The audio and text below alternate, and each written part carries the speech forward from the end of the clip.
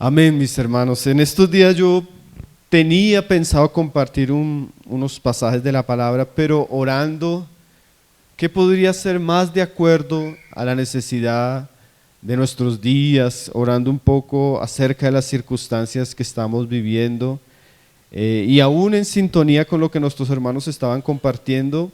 Yo quise que pudiéramos leer este pasaje y vamos a considerar varias cosas. Nuestro hermano Gerson estuvo hablando de la importancia de la comunión con Jesucristo.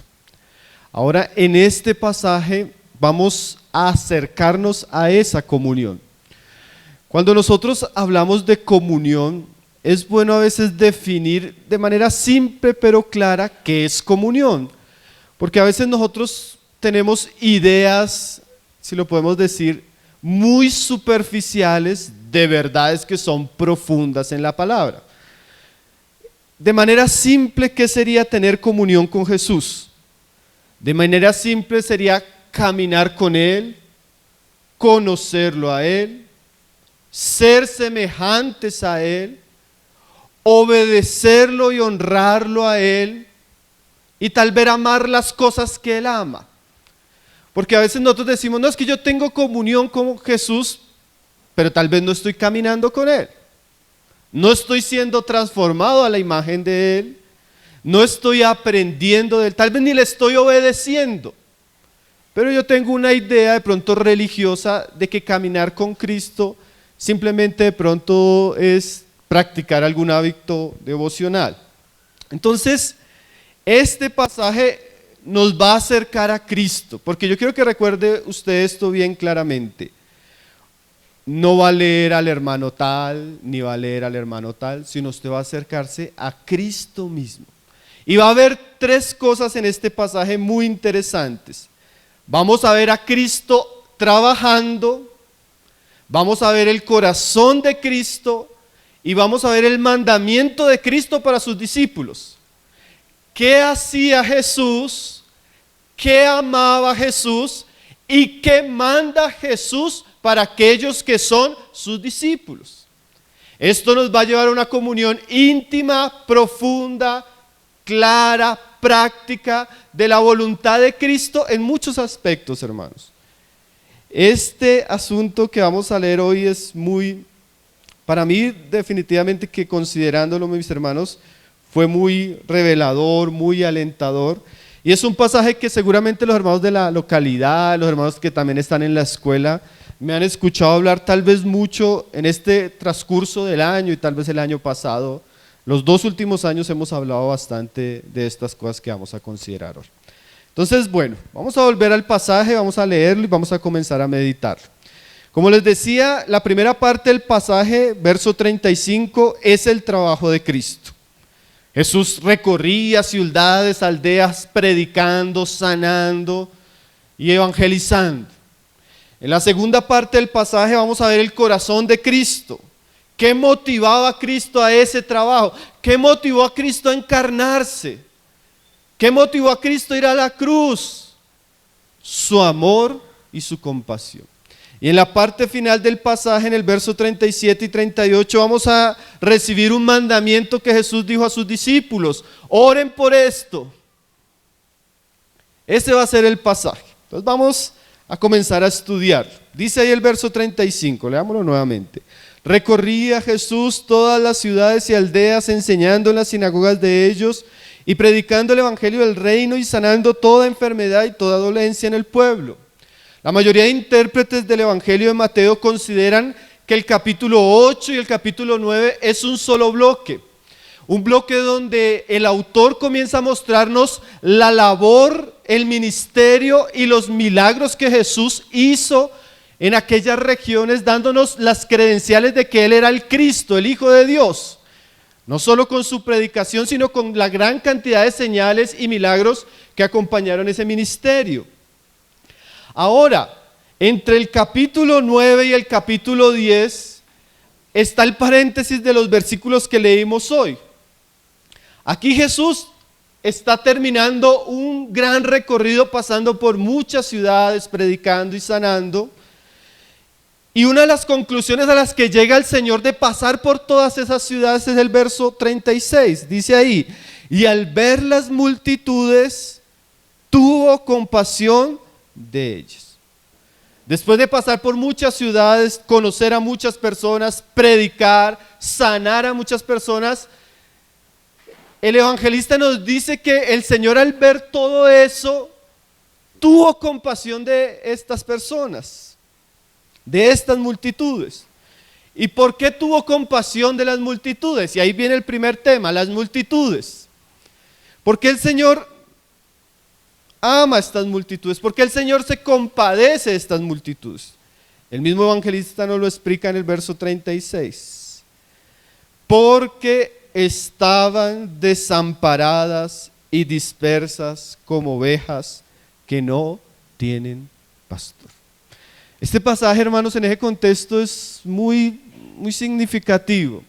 El Señor, después de pasar por muchos lugares y ver las necesidades, el evangelista ve que el Señor tiene un sentimiento de compasión, de misericordia ante estas personas. Y Él explica, porque cuando el Señor miraba a las multitudes, Él veía que eran espiritualmente como ovejas desamparadas y dispersas. Ahora, la traducción al español hace que pierda un poco la fuerza de lo que el evangelista nos quiere decir. Por ejemplo, la palabra desamparadas, escudo en el griego, tiene el significado de literalmente un animal que ha sido vapuleado o despellejado. Y la palabra dispersas tiene más el significado de derribados, postrados o indefensos. Entonces, cuando el Señor veía a las personas, las multitudes en aquellos días, al ver su condición espiritual de muerte, de herida, de agotamiento, de mutilación, de desamparo, de dispersión, Él tiene compasión acerca de las multitudes a las cuales Él le está predicando y a las cuales Él les ha concedido una gran cantidad de milagros y de señales. A.T. Robertson dice lo siguiente: el Señor muestra compasión a las multitudes porque su percepción espiritual acerca de las personas de aquellos días es que ellas se encontraban bajo una triste y lastimosa realidad espiritual, rotos y desgarrados, como si hubieran pasado por el ataque de fuertes fieras. Así era la condición que el Señor veía en las personas de aquellos días. Además de eso, el versículo nos dice: como ovejas, estaban desamparadas y dispersas como ovejas que no tienen pasto. O sea, además de que las ovejas o las personas espiritualmente estaban en una situación muy lamentable y triste, no había quien las ayudara. No tenía un pastor que las cuidara, no tenía un pastor que las sanara, no tenía un pastor que las restaurara. Entonces, al ver el Señor las multitudes, Él se llenó de compasión por la situación de ellas. Ese es el diagnóstico que nos muestra este pasaje de las multitudes en aquellos días. Personas con profundas necesidades, personas espiritualmente muertas, heridas, devastadas, claro, por el pecado, por el mundo, por el diablo. Y el Señor sabía cuál era la realidad de las personas. Es más, nosotros podemos decir que ni siquiera tal vez las personas sabían cuál era su condición.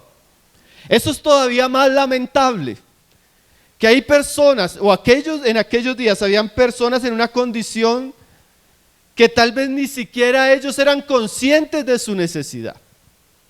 Pero el Señor, que es el verdadero médico, el médico de los médicos, el que conoce a profundidad el corazón y la situación espiritual del hombre, Él sí realmente sentía un profundo dolor por estas personas.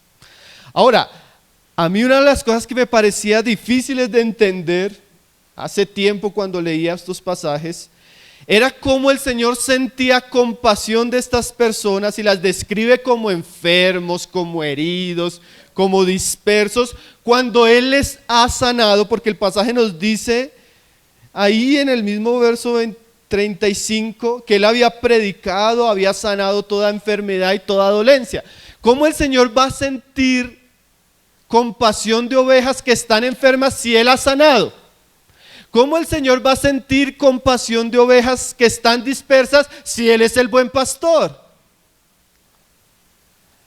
Eso genera una pregunta.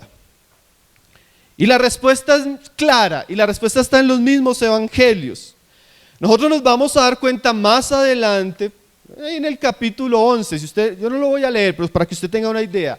En el verso 20 en adelante, el Señor después, cuando vuelve a pasar por estas mismas ciudades, el Señor redarguye y reprende estas ciudades porque aunque estas ciudades vieron muchos milagros, recibieron muchas sanidades, se expulsaron muchos demonios, ¿qué había sucedido? Por ejemplo, les dijo así: a las ciudades en las cuales había hecho muchos milagros, comenzó a reconvenirlas. ¿Por qué? Porque no se habían arrepentido. Entonces, fueron sanados y vieron físicamente y vieron muchos milagros, pero su sanidad física no correspondía a una sanidad en el corazón, que incluye arrepentimiento y transformación. Entonces, aunque el Señor hizo muchas señales y muchos milagros, a esas mismas personas que había sanado y que había expulsado demonios, cuando Él las veía sentía compasión, porque aunque había dado estos beneficios, estas ciudades o estas multitudes no se habían arrepentido. Piensa en alguien así. Viene a la iglesia, viene a la comunión, viene a un campamento, estaba enfermo, oramos por ella, Dios la sana físicamente, pero no se arrepiente, no cambia su vida, sigue en sus pecados, sigue en su desobediencia a Cristo, al Evangelio, sigue en el mundo, en sus placeres. Eso debería generarnos, como le sucedió a Jesús, tristeza, compasión. De decir, oye, pero esta persona con todo lo que el Señor hizo y no se arrepintió. Entonces el Señor tiene compasión de las multitudes, porque las multitudes son como ovejas que se han descarriado, como decía Isaías 53, y porque están perdidas en sus caminos y en sus pecados.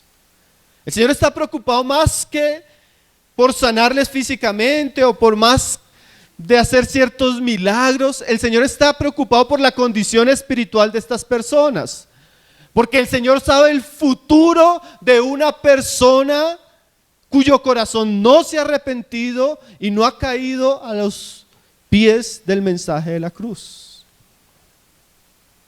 Hermano, y eso deben saberlo las personas del mundo, y deberíamos saberlo como iglesia. Cuando usted se encuentra una persona, hermano,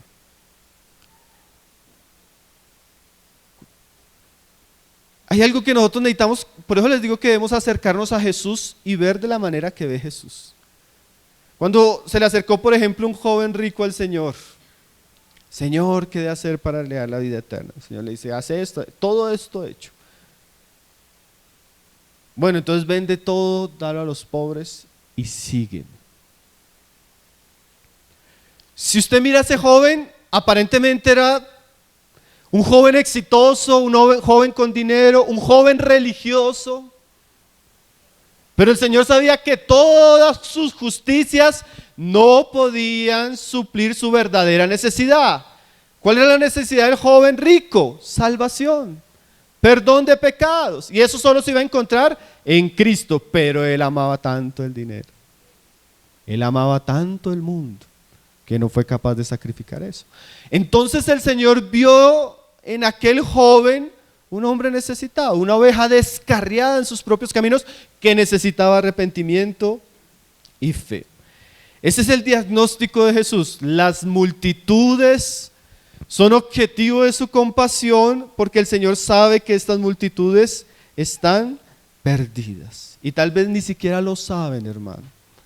¿Cuánta gente viene al Señor buscando prosperidad económica, cuánta gente viene al Señor buscando la sanación física, cuánta gente viene al Señor por problemas y no conoce su verdadera condición.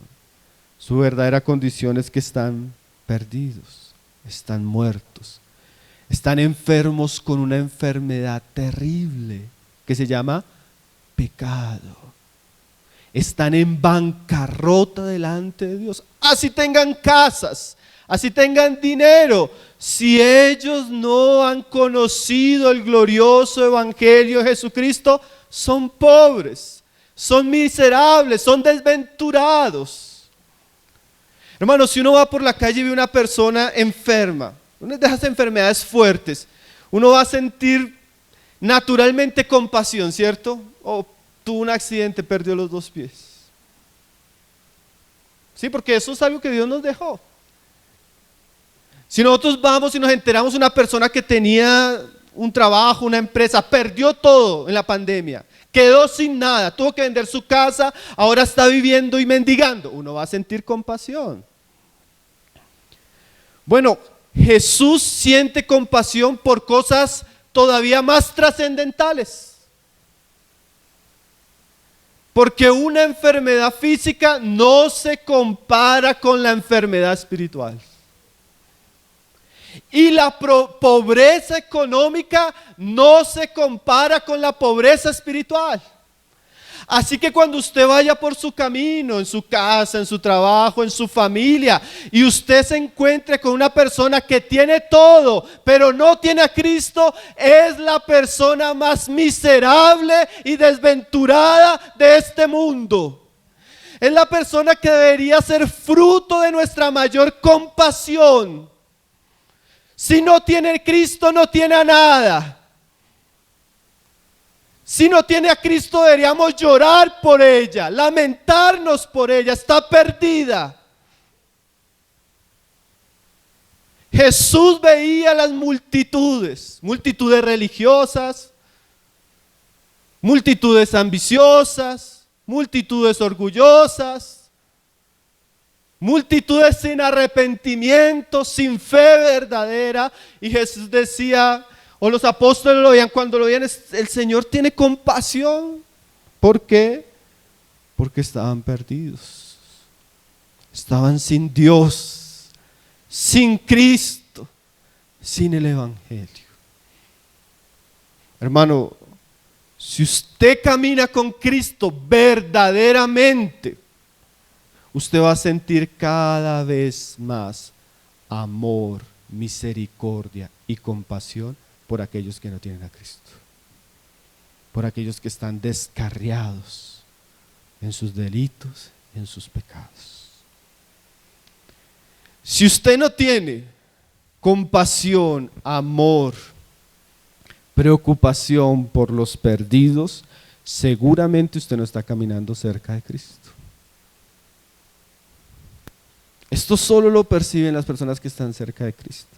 Yo a veces me pongo a pensar, jóvenes aquí, jóvenes, niños, aún ancianos, vienen, escuchan, tal vez se reúnen regularmente con nosotros, pero en su necedad tienen sus vidas, tienen sus planes, se han endurecido al Evangelio, llenos de vida, llenos de planes, con todas las oportunidades por delante, pero sin Cristo. Me da una tristeza, hermano. Me da una tristeza, hermano. Porque si no tienen a Cristo, hermano, todo lo que usted haga, hermano, se va a quemar. No tiene ningún valor. Usted va a desperdiciar su vida en sus necedades, en sus locuras. Más adelante lo vamos a ver como esa oveja herida, frustrada, amargada por las consecuencias de su pecado y de su necedad. Entonces dice, y al ver las multitudes, tuvo compasión de ellas. El Señor sabe, hermanos, el Señor sabe lo que va a resultar de una vida que no tiene temor de Dios, una vida que desobedece el Evangelio, una vida en pecados, en placeres, ocupada en las cosas de este mundo, la persona espiritualmente va a terminar herida, frustrada, enferma, destruida, porque esa es la paga del pecado. Y dice ahí, como ovejas que no tienen pastor. Esta frase hace una referencia a la situación espiritual de Israel en aquellos días. En aquellos días había un sistema religioso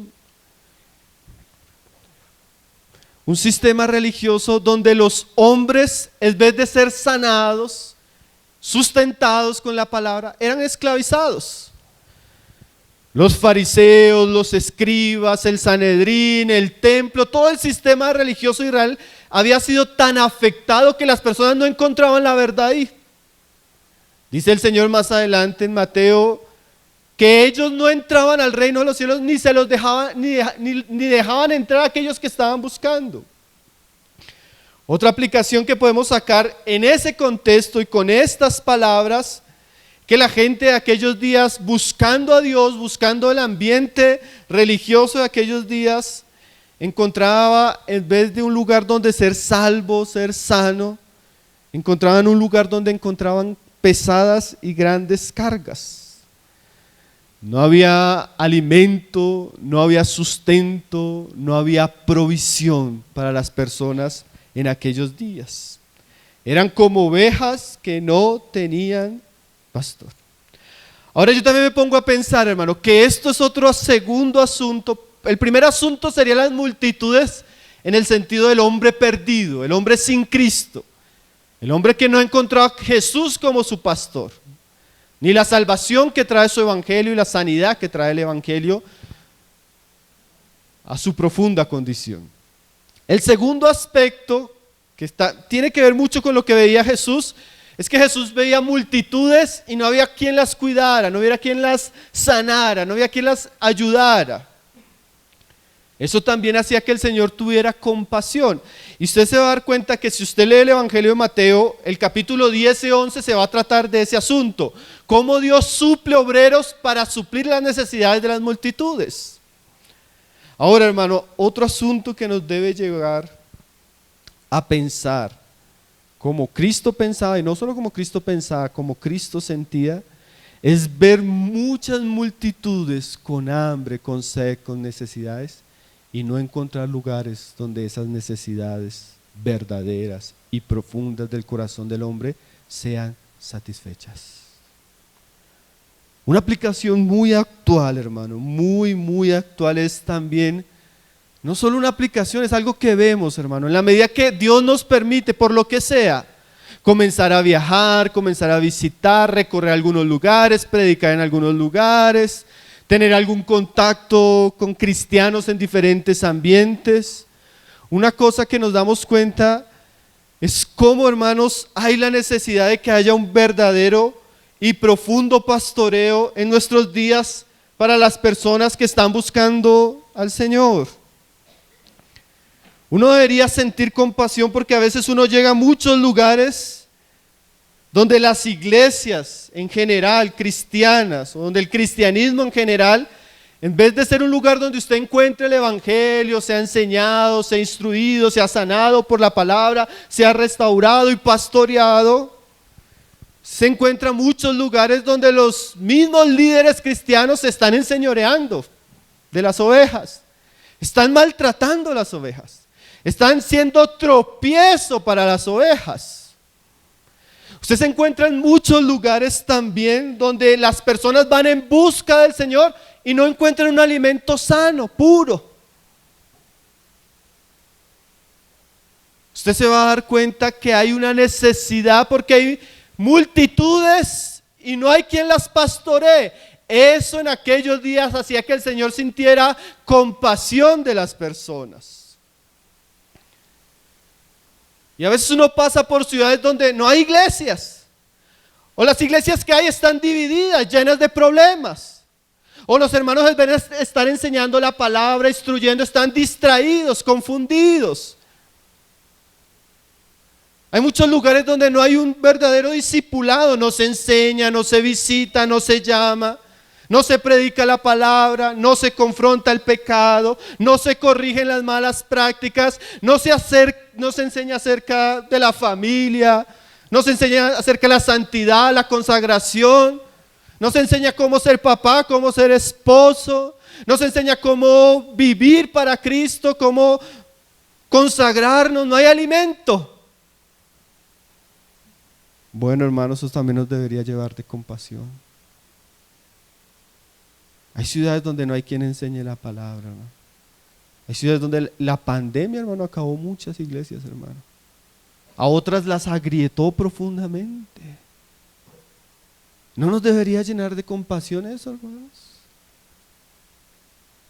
Yo no sé si a veces uno tiene una mirada muy pesimista, pero una sensación con la que yo quedo particularmente cuando salgo a viajar o visito, o cuando respondemos correos por tesoros, o cuando recibimos llamadas, es que las multitudes son muchas y no hay pastores.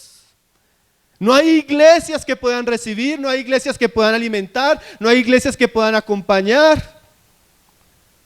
Muchas iglesias ensimismadas, los hermanos en sus propios trabajos, en sus propios negocios, construyendo sus vidas, sus casas, y la iglesia en ruina, hermanos. Iglesias que hace años eran 60, 70, hoy son 20, 15, hoy no existen. En vez de crecer, en vez de prosperar, problemas, carnalidad, divisiones. Eso nos debería llenar de compasión. Ahora no solo iglesias, hermano, piensen esto. Esos cristianos que piensan que pueden vivir sin otros cristianos, sin congregarse. ¿Usted con quién se reúne? No con nadie, yo con el Señor. ¿Cuándo usted ha encontrado una oveja sola? Una oveja sola, una familia sola, generalmente es una oveja descarriada, hermano. No existen ovejas solas. Y ahí volvemos. Ay, hermano, yo podría decir con todo temor, pero también con todo amor. Ay de aquel que no tiene con quién congregarse, hermano. Ay de aquel que vive solo a sus propias expensas. Ay de aquel que va de aquí para allá y no le rinde cuentas a nadie. Que nadie le enseña, que nadie le corrige, que nadie le acompaña. Ay de aquella oveja, hermano. Ni siquiera uno le da ya uno pasa de sentir como esa irritación santa a sentir tristeza. A mí me da pesar cuando un hermano me dice, no, hermano, yo sigo al Señor, yo no necesito de la iglesia. Como dice por ahí un meme, eso le gusta a Satanás y a 3000 demonios, pero uno sabe que eso es terrible, hermano. ¿Cómo un cristiano puede vivir solo, hermano? ¿Cómo un cristiano puede perseverar, crecer, servir sin estar con sus hermanos? Entonces, al ver uno las multitudes, uno se da cuenta, ¿no? Que hay muchos que están heridos por sus pecados, sufriendo por sus malas decisiones, y muchas veces solos, alejados, aislados. Eso también debería llenar nuestro corazón ¿de qué? Compasión. Ahora hay otros que entre las multitudes que todavía me parece más tremendo. Tremenda la iglesia que no es iglesia, que no edifica, que no enseña, que no instruye. Bueno, eso es terrible. Los que se acostumbraron a vivir también así, desamparados, aislados. Uno de los que me parece más tremendo son aquellos que están entre nosotros, pero no están. Aquellos que están entre nosotros, pero no actúan como ovejas. A pesar de que están entre nosotros, son solitarios, son alejados. Una vez mi esposa le decía a unos hermanos, hermanos, ustedes ya trajeron sus maletas, ahora traigan su corazón. Porque el hecho de que usted se reúna regularmente en una iglesia normal, no quiere decir que usted esté viviendo como una oveja. Hay hermanos entre nosotros con unos pecados tremendos, hermano. Hay hermanos entre nosotros a veces con unas luchas tremendas. Y uno sabe que están desamparadas, con luchas, con una situación familiar difícil. Y lo más tremendo es que ellos no se abren a la comunión. Están, pero no están, hermano. Esto me parece todavía un poco más igual. ¿Qué generan eso en el corazón? Compasión. Señor, mire este hermano. Un día un hermano me decía, hermano, es que no tengo con quién hablar. No tengo tiempo para hablar.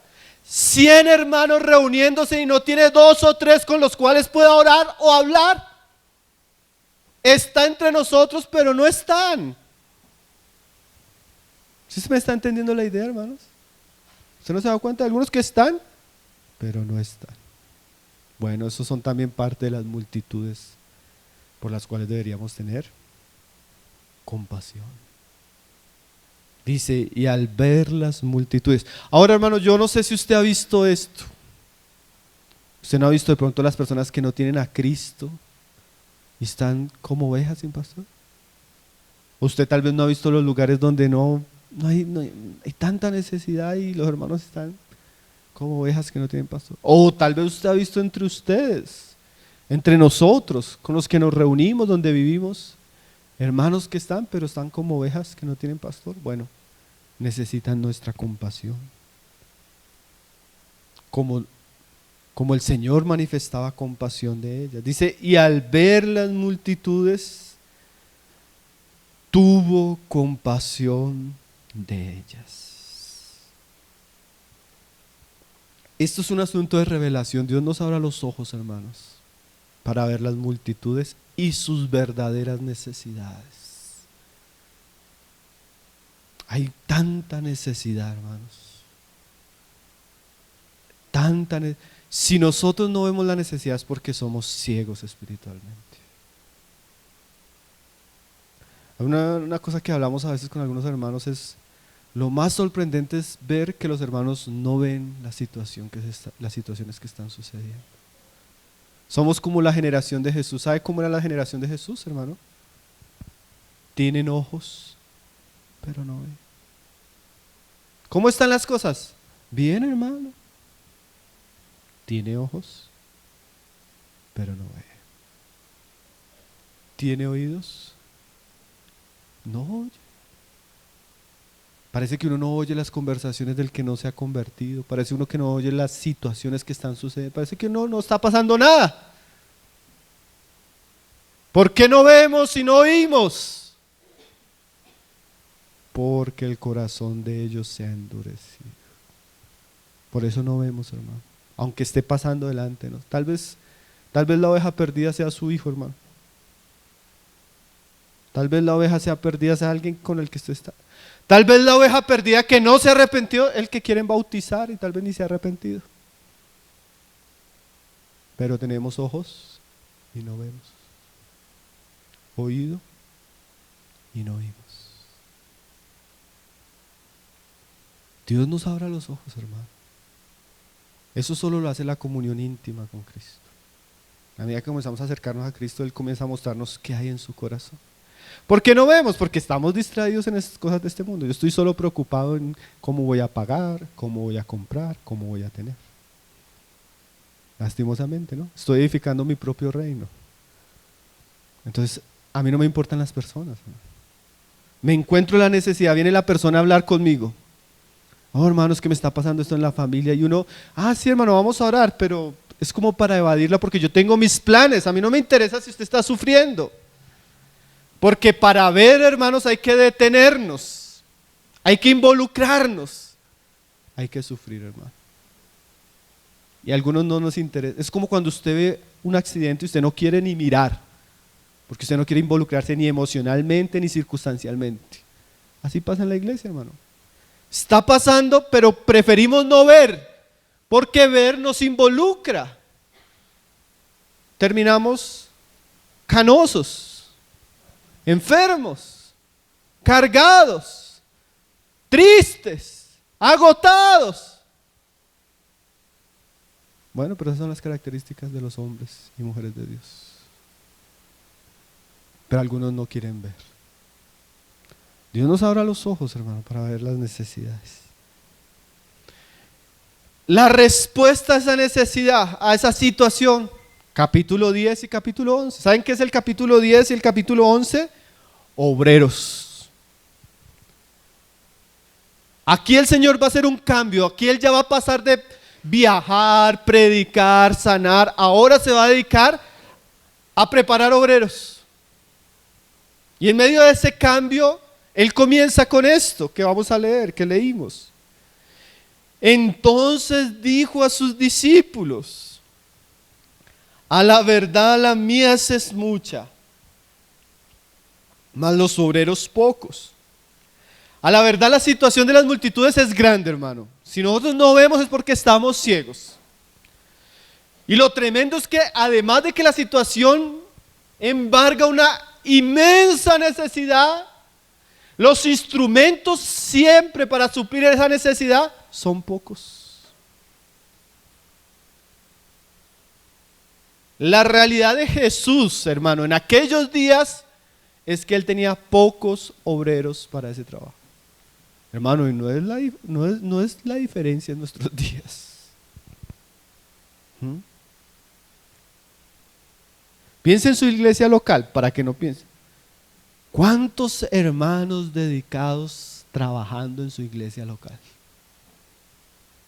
A veces uno va y encuentra uno, dos. Hay iglesias que son tremendamente bendecidas, dos, tres. Hay mucha necesidad, ¿cierto? Y generalmente son pocos los que están poniendo sus manos en el arado. Jesús lo sabía.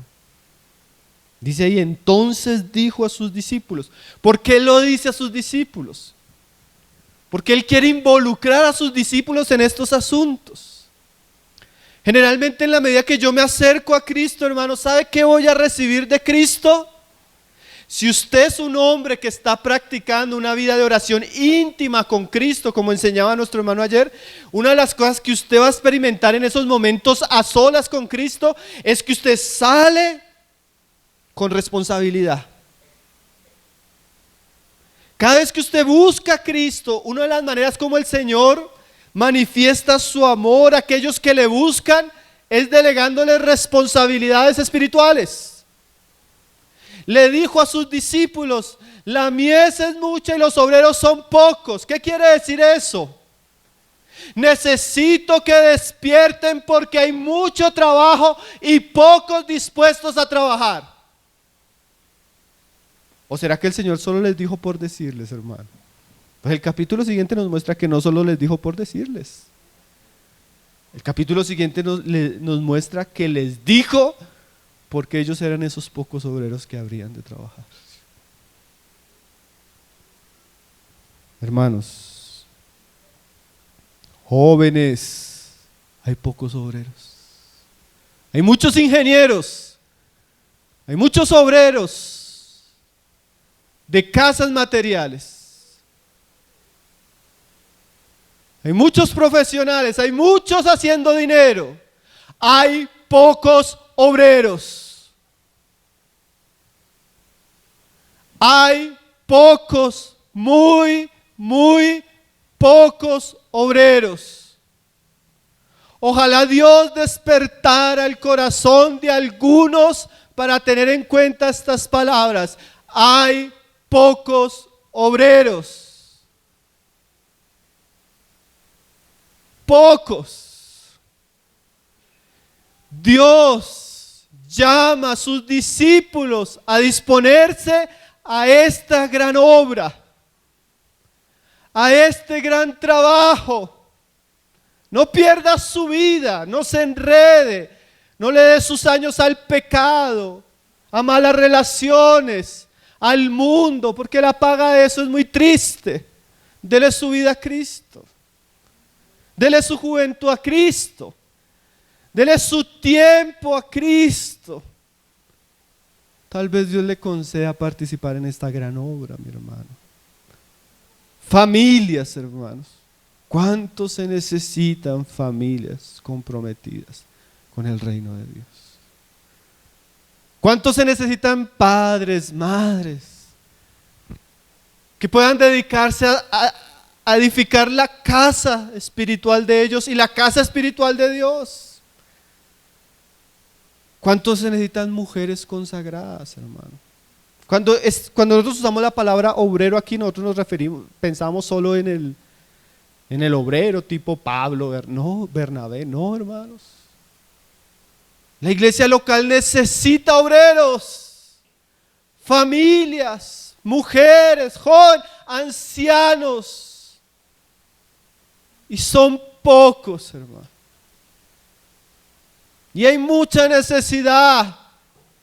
Y Jesús le dice a sus discípulos, la mies es mucha, pero hay pocos comprometidos, hay pocos consagrados, hay pocos dedicados, hay pocos que estén buscando lo mío, la mayoría están buscando lo suyo.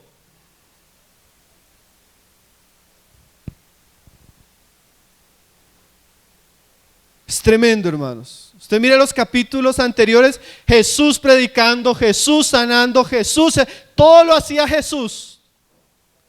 Ahora los capítulos siguientes, ellos van a aprender a servir.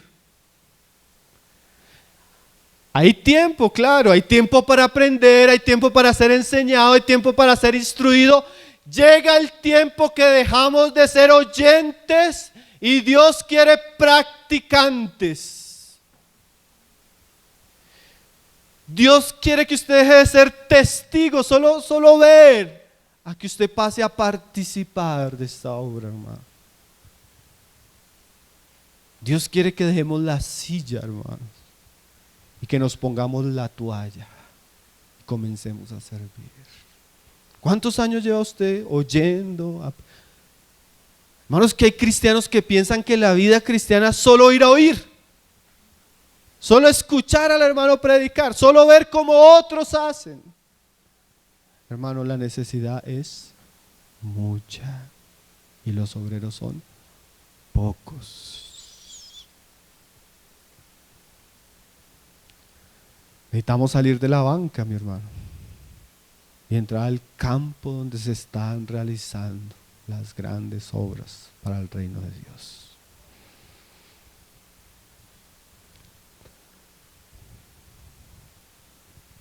Dice ahí,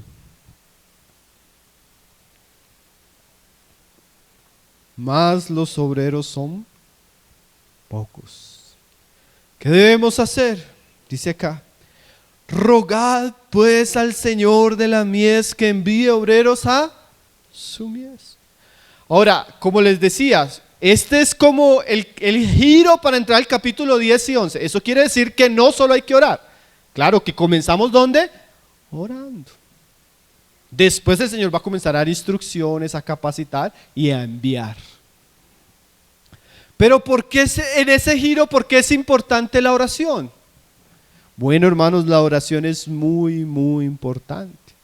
Porque la oración nos muestra que esta obra no se puede hacer en independencia de Dios. Necesitamos ¿qué? La gracia de Dios. Por eso oramos, porque si fuera por nosotros, si pudiéramos hacerlo por nosotros mismos, ¿por qué oraríamos? La oración nos muestra nuestra profunda debilidad, hermanos. La oración nos muestra nuestra profunda incapacidad para suplir las cosas. Por eso necesitamos de Dios y necesitamos volvernos a Él en ruegos. Ahora, ¿por qué también el Señor pone la oración? Porque generalmente, hermanos, cuando nosotros comenzamos a orar por algo, es porque eso es lo que amamos y lo que estamos buscando. Si Dios cambia nuestras oraciones, podemos decir que cambia nuestra vida. ¿Cómo así? Si usted deja de orar por usted, por sus deseos, por sus placeres, usted comienza a orar por el reino de Dios, por Cristo, por los perdidos, por las iglesias necesitadas, por su propia iglesia local. Usted se va a dar cuenta que su corazón en medio de la oración va a comenzar a ligarse a cosas santas, trascendentales. Usted va a comenzar a suspirar y anhelar eso por lo que está orando. Hermanos, necesitamos orar.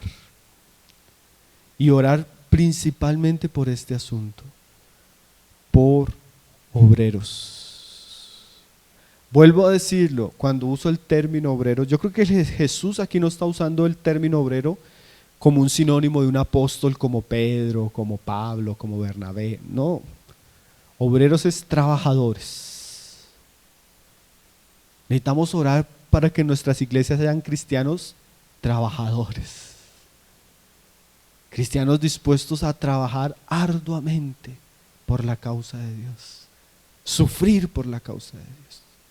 Estos días una hermana me decía, hermano, yo no he entendido el término trabajar, pero me puse a pensar, cuando yo estoy en la empresa madrugo, me esfuerzo, me sacrifico, llego cansado, llego agotado, le dedico mis fuerzas. Y yo comencé a hacer esa comparación en cuanto a las cosas espirituales. Obreros son personas que estén dispuestas a trabajar, a madrugar, a visitar, a enseñar, a orar, a prepararse, a cansarse, a agotarse, a sufrir por esa hora. Necesitamos orar por obreros. ¿No ve usted la necesidad, hermanos? Piense en las multitudes. ¿Cuánto necesitamos hombres y mujeres que amen el Evangelio, conozcan el Evangelio y prediquen el Evangelio? ¿Cuántos en su iglesia tienen esa carga? Salen a las calles, evangelizan, reparten folletos, predican el Evangelio. A veces sí los hay, hermanos, son contados con la mano. Y a veces nos preguntamos por qué las iglesias no crecen. Dios añade, sí, ¿cómo? A través de la predicación de sus hijos. No espere que un ángel vaya a predicar, hermano. O si está esperando que un ángel vaya a predicar.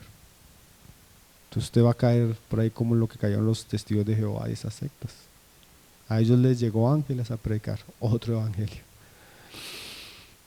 Piense, hermanos, porque hay iglesias, y vamos a hacer un examen, yo lo digo primeramente por nosotros. La obra es fruto del obrero.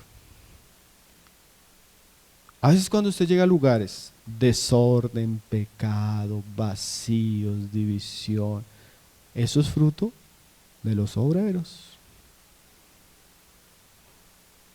Es como el cuadro es fruto del pintor. Pablo decía, ustedes Corintios son mis cartas, todo el mundo la puede leer, y yo me pongo a pensar, uy, si los hermanos de Ciudad Bolívar son mis cartas, y la de otros hermanos, ¿qué están leyendo los hermanos de nuestro trabajo? ¿Qué están viendo? La obra habla de los obreros. Cuando hay vacíos, necesidades, problemas, es fruto de un mal trabajo, hermanos. Y tenemos que aceptar que tal vez hay muchas cosas que tenemos que hacer y no hemos estado haciendo. Eso es una cosa con la que cada rato tengo que decir, Señor, perdónanos porque sabemos que hay cosas que tenemos que hacer y no estamos haciendo. Entonces necesitamos orar por los obreros, hermano. ¿Saben por qué también necesitamos orar por los obreros?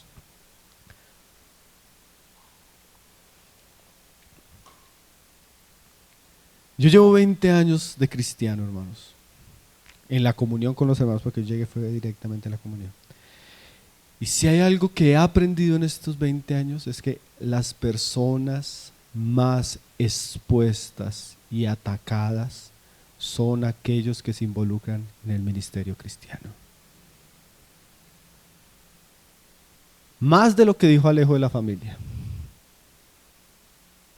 Si hay alguien a quien Satanás odia y desea destruir, son aquellos hermanos que están al frente sirviendo.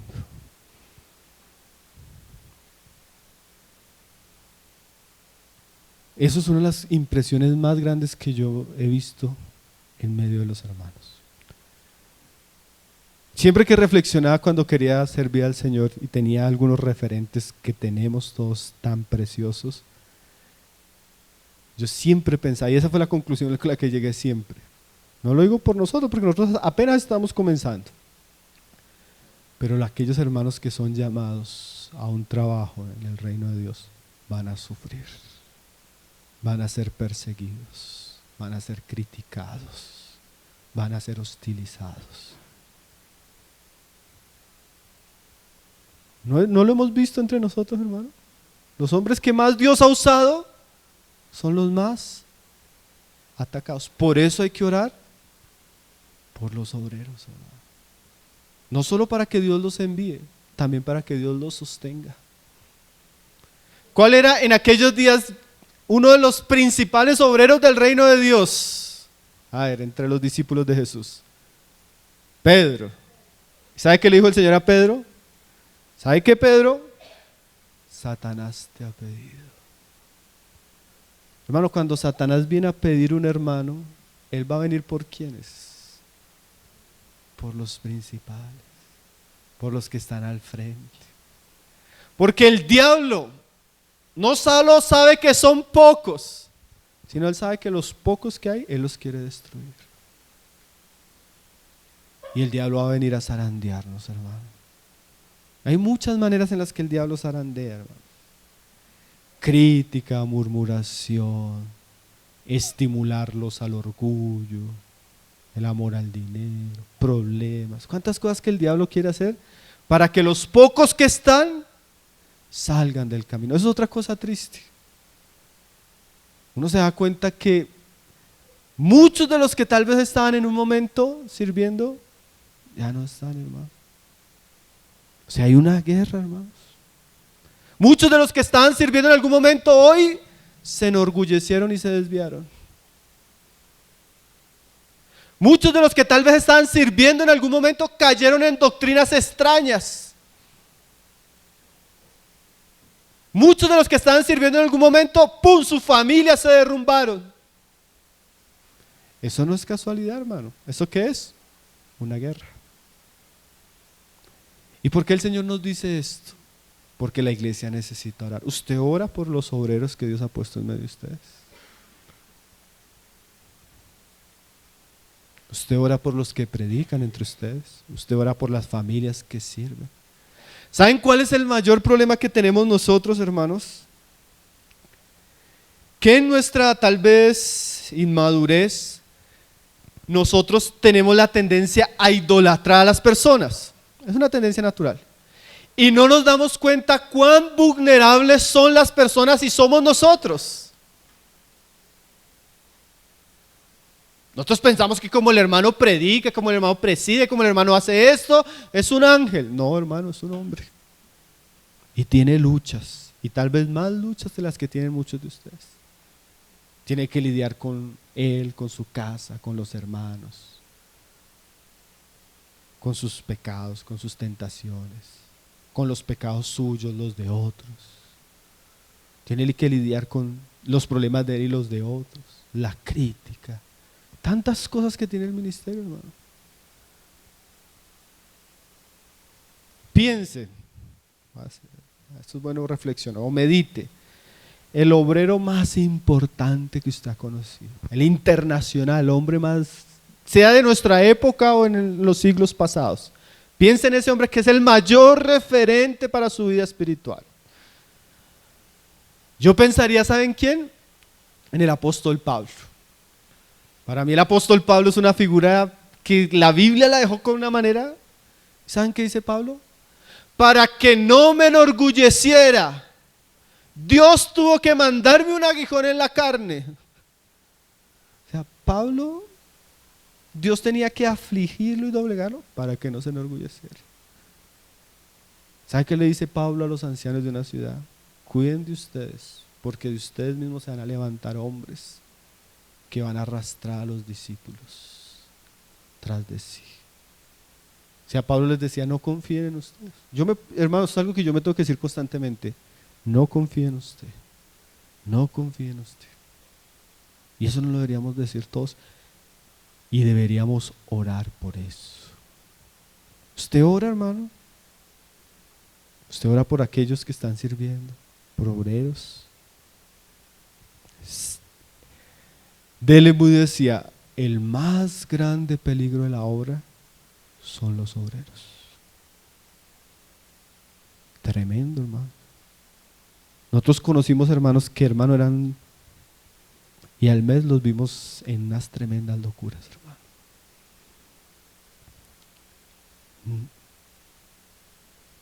¿Esto qué nos muestra? Que necesitamos ¿qué? Orar. Dice ahí,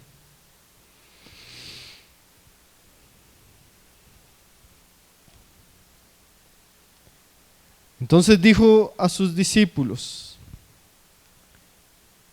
a la verdad la mies es mucha, mas los obreros son pocos. Rogad pues al Señor de la mies que envíe. Esta palabra envíe significa muchas cosas, hermano. Cuando nosotros oramos que Dios envíe, podríamos decir que eso significa primeramente que Dios prepare. Porque Dios no va a enviar personas que no están ¿qué? Preparadas. Lo más triste también es algunos lugares donde se están trabajando y las personas que están trabajando no están preparadas para ese trabajo.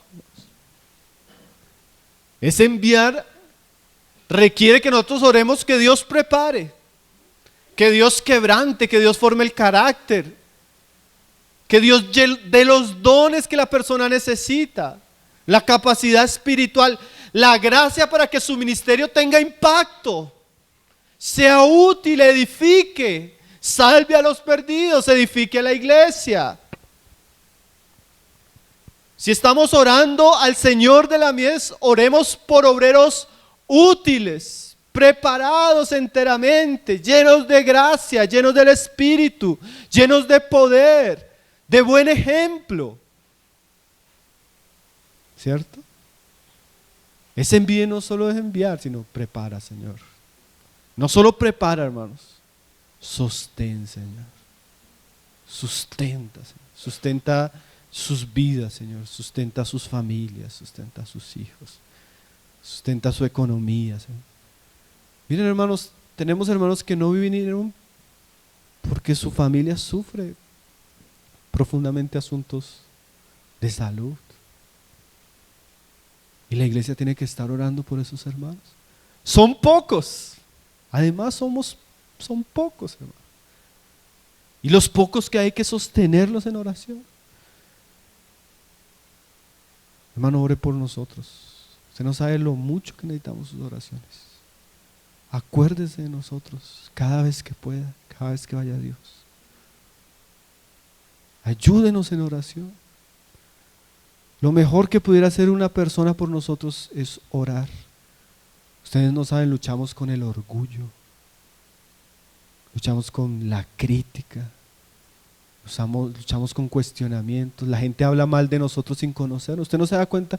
Yo paso por muchos lugares donde me cuentan que hablan mal de nosotros y ni nos conocen.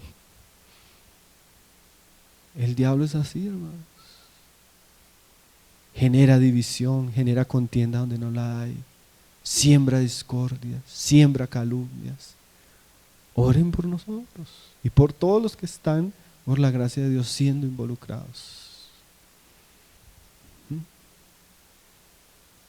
No solo que sustente, que los mantenga fieles. Muchos han comenzado, hermano, pocos terminan también. Imagínense, son pocos y de los que pocos que hay, pocos más van a terminar. Algunos, el pecado del mundo, el orgullo los descalifica. Oremos para que los que hay puedan terminar bien la carrera, puedan cumplir la obra.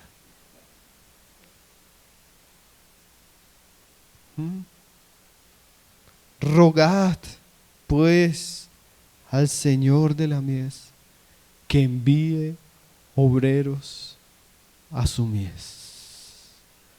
Hermanos, yo sé que este tipo de mensajes no va en concordancia con lo que tal vez los hermanos van enseñando, tal vez un mensaje aparte. Tal vez no es ni una enseñanza, hermanos. Esto es un clamor, hermanos. Esto no es para que usted aprenda, esto es para que usted ore.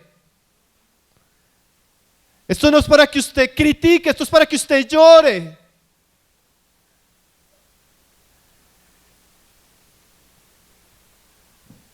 Yo no sé si usted me está entendiendo, hermanos.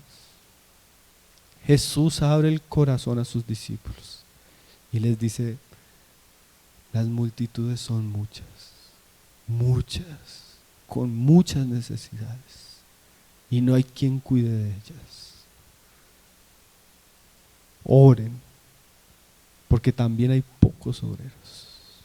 Oren a su Padre para que Dios envíe obreros a su mies. Yo quisiera invitarle, hermanos, a que ahí donde está podamos orar, hermanos. Orar por la obra del Señor en estos días, que tiene tantas y tantas necesidades.